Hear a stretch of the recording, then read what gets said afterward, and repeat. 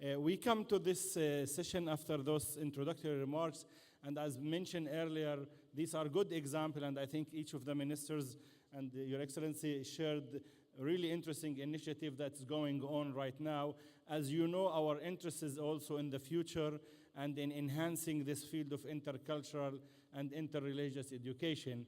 And I might ask each of you, without actually going to the podium, from your seat to address the point regarding one or two really concrete suggestions that you think, recommendations, suggestions that you think will help us from your policy perspective enhance, strengthen the capacity of interreligious and intercultural education. And you may speak to it locally in your country or even globally. The level of remarks is up to you, but we're looking for concrete initiative, concrete suggestion for the audience as well to be shared with you. We'll start with Your Excellency from Saudi Arabia. بدون شك أنا أعتقد تطور التعليم دائما هناك تطور في التعليم. لا يمكن هو فيه نظام للتحديث، وأهم شيء أعتقد نتحدث عن المناهج. ف يعني هناك مبادرات كثيرة، وأعتقد يمكن التوجه اللي نراه في المملكة هو أن فيه الآن اتصال دائم وتقييم دائم مع مركز الحوار. نتمنى إن شاء الله أنه في تطوير المناهج إلى أنها تستوعب هالرسالة، واللي هي من الرسائل اللي بدأها خادم الحرمين في التواصل وتقبل الآخر والتعامل معه. هذا من ناحية. الناحية الثانية أنا أعتقد مهم جدا النقطة اللي تحدثت عنها في أنه دعم المبادرة. الحديث سهل، ممكن نتكلم على أشياء، ولكن أتمنى إن شاء الله من يعني المركز خصوصا أنه يدعم، والمملكة على استعداد تام الحقيقة في أي شيء ممكن يطور،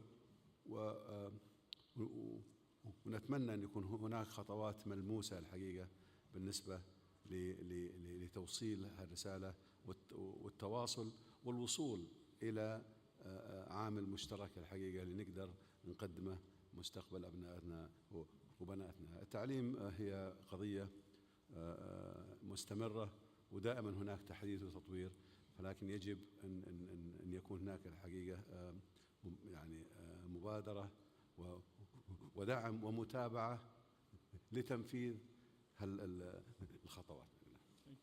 Thank you, Your Excellency. We certainly, those of us who are working in this field, know that your announcement today is historical for us, and we consider it a breakthrough by inviting KAICIID to come in and help with the study and review and examine how the curriculum and the formal education in Saudi Arabia is being conducted, and we really value your confidence in the center to be able to conduct such a study. Thank you. I might go to Minister from Lebanon, Your Excellency. Any remarks on recommendations that you have concrete to enhance this field in Lebanon or in the Middle East? As we know, we're facing a great deal of challenges. So what do you think we could do to enhance our capacity?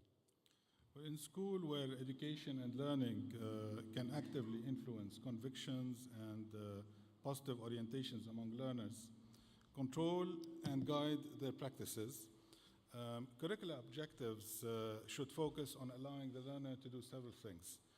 Understand the essence of religions and their role in building the individual's spiritual, ethical, and human personality. Recognize the importance of ethical and human values and principles, respect others, and establish the basis of coexistence, and understand the meanings of rights and obligations and duly practice them. At the Ministry of Education and Higher Education in Lebanon, we believe that citizenship education is the path towards social development and modernization, and that these cannot be achieved without having the right to education, freedom of expression, equality, democracy, dignity, and tolerance. Education on citizenship helps prevent violations of human rights and constitutes an investment to build a fair society where all individuals are guaranteed appreciation and respect. Education on citizenship should include a course on integration pedagogy that helps students employ the knowledge, skills, and values of citizenship in the service of society and humanity. The education curricula general principles should tackle faith and commitment in conformity with the Universal Declaration of Human Rights and what this declaration represents in all fields, notably respect for the individual, for freedom of speech, freedom of belief, and collective freedom. The general objectives of the curricula should reaffirm the need to build a citizen, a global citizen, who is capable of playing a role in the global society, able to understand his or her unifying national history to build a united and open society away from petty sectarian interests, eager to support public interests and respect laws, and ready to promote inner peace and harmony among individuals and in social and national relationships. I would like to finally reiterate the importance of the role of civil society organizations and the pivotal role that they can play in shaping the image of the other and in promoting the three dimensions of citizenship that I mentioned before, which is national belonging, civic participation, and human partnership. Thank you. Thank you, Your Excellency, for those points, and maybe also later on you can expand on the challenges. These are very nice and very good suggestions as well, particularly in the theory part, how to implement. May I ask Your Excellency from Pakistan to comment on a couple of things. One, I received a couple of questions about the madrasa in Pakistan, and several people were concerned about that in terms of interreligious education and intercultural education. But in general, do you have very concrete, specific suggestion? Thank you. Yes, that's right. We have a huge network of madrasas in Pakistan, which are around numbered between 20 to 30,000. And governments have been trying to bring those madrasas into formal education. And there has been a madrasa reform project. But that was not very successful, even though we have made some model madrasas and formal education is being taught on those madrasas. The current government has made a plan, and we are hoping that starting from the coming next financial year, we'll be getting funding from the government, and very soon, inshallah, we'll have most of the madrasas in the formal education being taught there, because we have tried some successful methods, and we are looking forward to having that madrasas into the net of formal. And besides that, as I mentioned earlier, for the way forward, we plan to implement the minority day in the schools so that more understanding can be brought to the schools and primary education and secondary education as well. We would like to further, and already the work has started on that, we would like to further revise the curricula and to inculcate more tolerance in the society and children. Ethics, morality, and values could be given more importance in the curricula. And then we have a platform for interfaith dialogue. This will be further enhanced, inshallah. Thank you. Inshallah, maybe, as you said, in the revision process of the curriculum, maybe we can find a role for KAICIID as well later on. May I go to Your Excellency from Spain, Secretary of State. Any suggestion, any recommendation on this issue?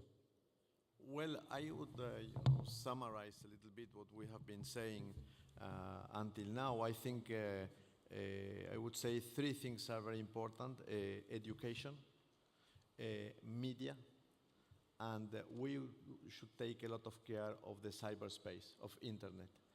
I think that we have to emphasize education on values. You know, we who are in foreign policy, we have always a debate, an internal debate, which is to decide between values and interests. We are promoting the interests of our countries, but we cannot leave the values aside. And I think it is very important that education emphasizes values. This is a very important thing. Then the media is the responsibility of the people in the press and in the media to disseminate the message. I mean, we from governments, we from civil society, we need the support of the media to disseminate this message.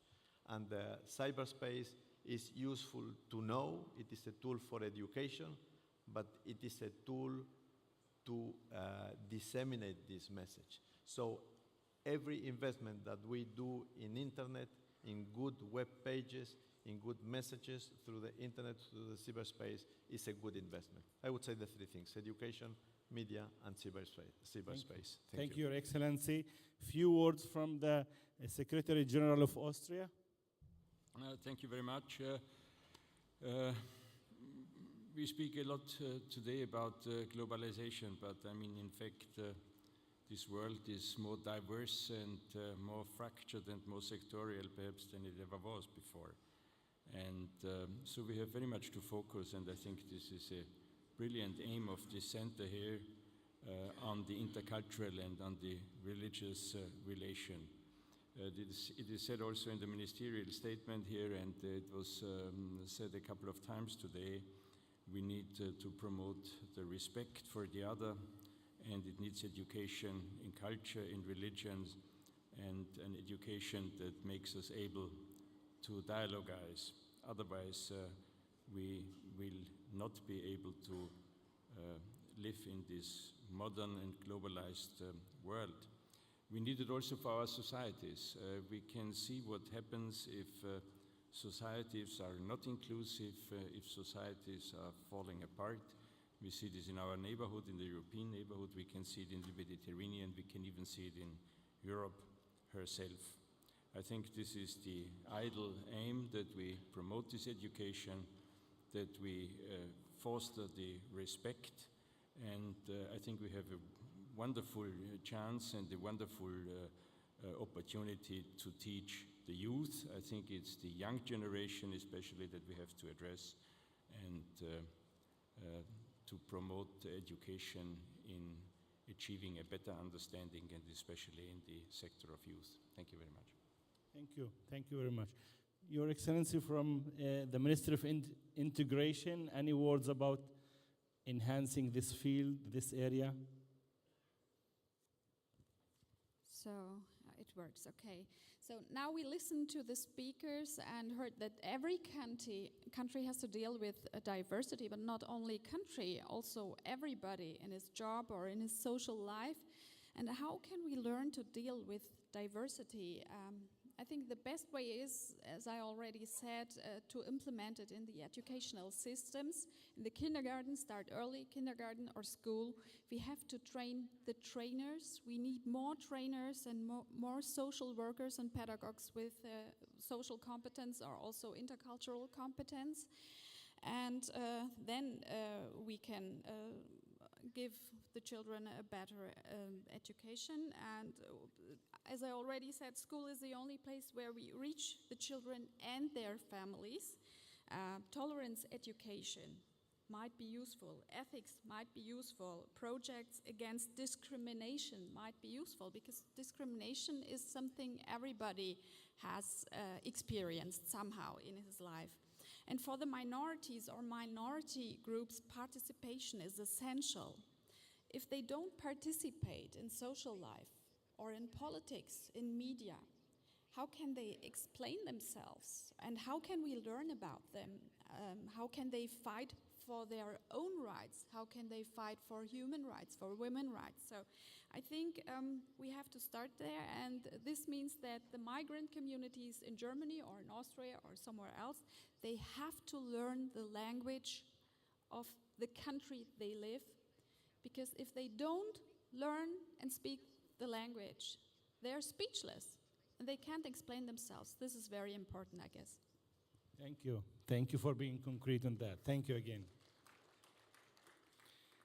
Finally, and not least, we'll go to the State Minister from Ethiopia. Any words about how can we strengthen this field, this operation, either in Ethiopia or in Africa or internationally? Thank you for having me the second chance, Professor.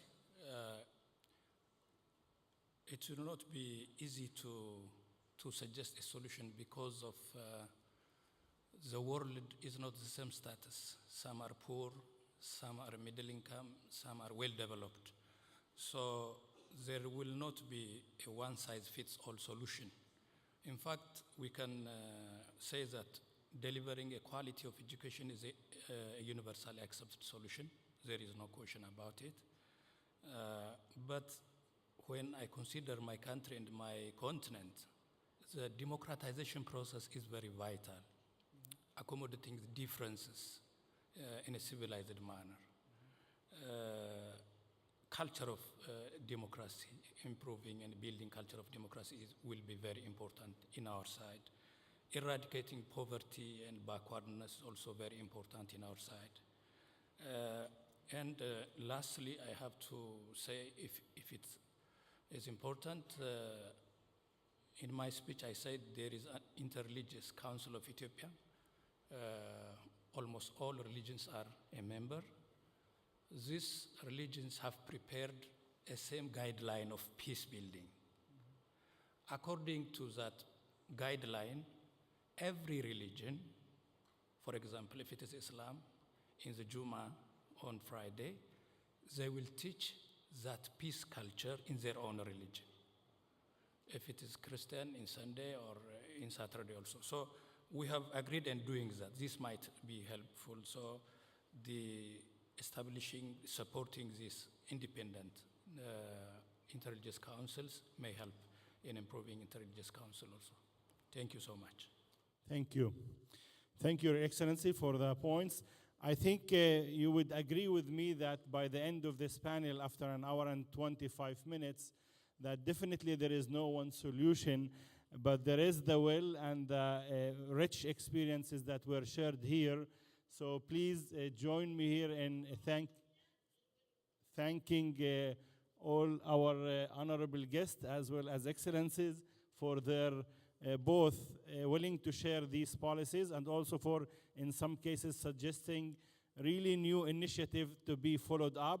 And we hope not only KAICIID, but also people in the audience can follow up on the specific country, specific initiative. Thank you, Your Excellency, for your time, and I hope you will have time to interact with others. Thank you.